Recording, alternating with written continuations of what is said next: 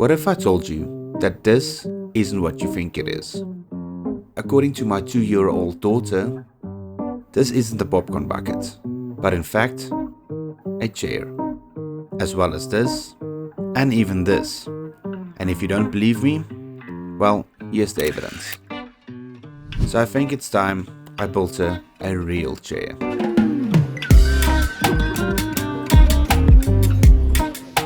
In my previous video, where I built this wood storage cart, I realized that I had a lot of these oak strips left over from the crib that I built for her a while back. My first thought was to make a cutting board. Right to jail. But thinking about it, that wouldn't do the wood any justice. So I figured, why not try and make something that I've never made before, like a chair. Now with all of the oak pieces, I also had these 2 oak boards left. They are definitely too small for something else, so I decided to make my life a little bit easier and use them for this project as well. Before I could actually start designing the chair, I first needed to know how much material I had to work with, so I started off by measuring all of the pieces, and after a while of going back and forth, I came up with this design. But after looking at the design for a while, I decided that it needed something, and that something was rope. Now instead of using wood slats for the back and bottom, I'm going to replace it with macramé cord. And by doing this, I might just have enough wood left to make not only 1, but 2 chairs. To make my plan work, I needed to glue a bunch of these slats together to make thicker pieces. How many pieces? Well, that will all be determined on how many pieces I can get out of these 2 oak boards. So my first step was to mold the boards and see how many pieces I can get out of them.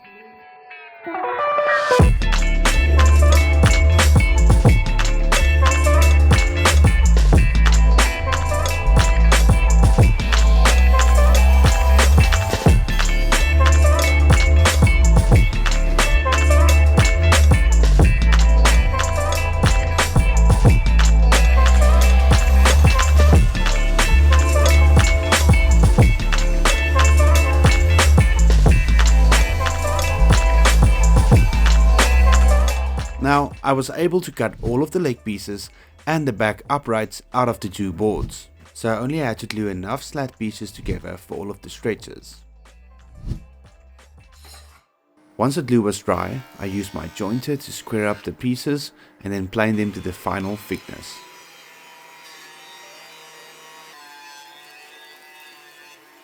With all of the pieces accounted for, I could now cut them to length using my miter saw and a stop block.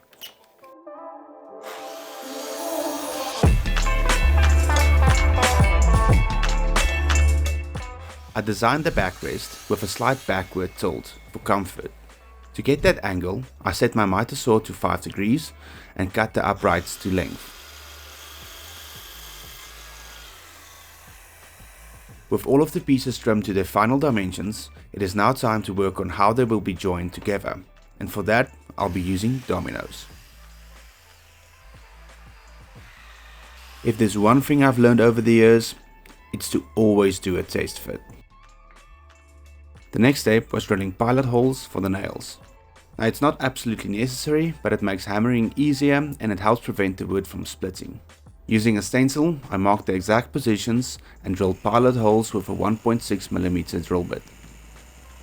Now for the front and back, I spaced the nails 25mm apart, and for the sides, 8mm apart. Those dimensions come from the pattern and the cord size I'm using. For the warp, running front to back, I wanted 4 strands of cord between each pair of double cords, which works out to about 24mm spacing. For the width, running side to side, the double cords measured roughly 8mm apart. With that done, it was time to add some detail. Now the legs and backrest weren't going to stay completely straight. The legs have tapers on the inner faces, and the uprights for the backrest gets a slight angle as well. To cut those safely on the table saw, I built a simple sled from a few plywood offcuts and held the pieces in place with T-track clamps.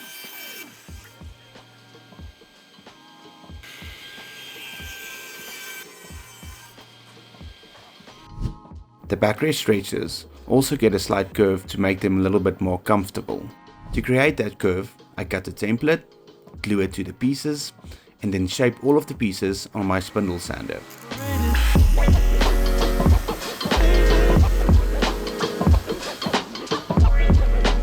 I then finished all of the pieces by adding a small chamfer to all of the edges with my router and a round over bit. I then sanded everything smooth with 80, 120 and then finally 150 grit sanding paper. Before gluing everything together, I decided to hammer in all of the nails first. I couldn't get the traditional L-shaped nails used for Danish weaving, so I'll be using a mix of clout and wire nails instead. For the warp, I'll be using wire nails that I'll bend into an L shape to hook the cord around. And for the weft, I'll be using clout nails, which have quite a large flat head for the cord to wrap around.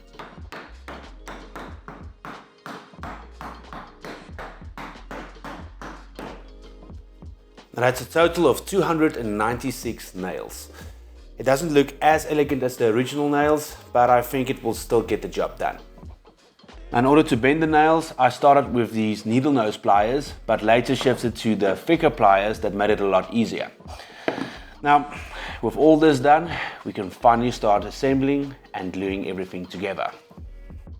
To protect all of the sanding work, I masked off the seams with tape before starting the glue up. Since the leg pieces have limited surface area, I had to glue the bottom half and the backrest as separate sub-assemblies. Once those were dry, I cut the domino pockets into both pieces and then glued the two sub-assemblies together.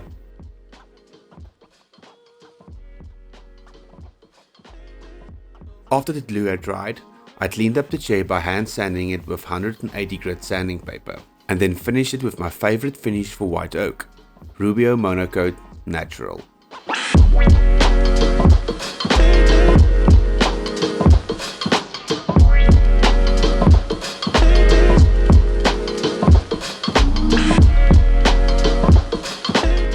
Finally, the moment we've all been waiting for.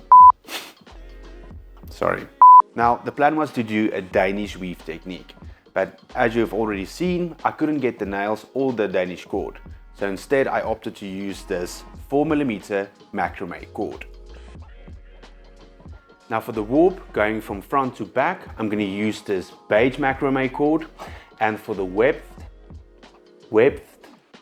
I hope I'm saying it correctly, going from side to side, over and under the warp, I'm going to use this pink macramé cord.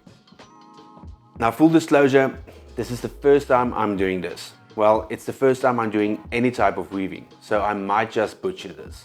So if you're a professional or a master weaver and you're easily annoyed by mistakes, just keep to the reveal. Hopefully this turns out semi-decent. With that said, this isn't going to be a how to weave video. Maybe down the line I can share what I've learned and what works for me. If that's something you'd like to see, let me know in the comments. But for now, just sit back and enjoy this epic weaving montage.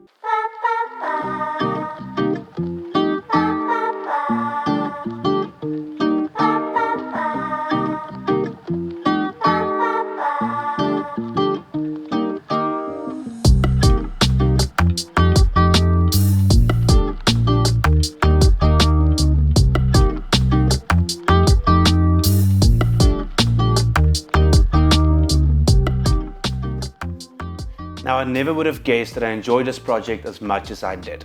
Now I'll definitely do it again, and hopefully next time I can use proper Danish cord and nails. Now I think these chairs came out pretty nice, but I'll love to hear what you think in the comment section.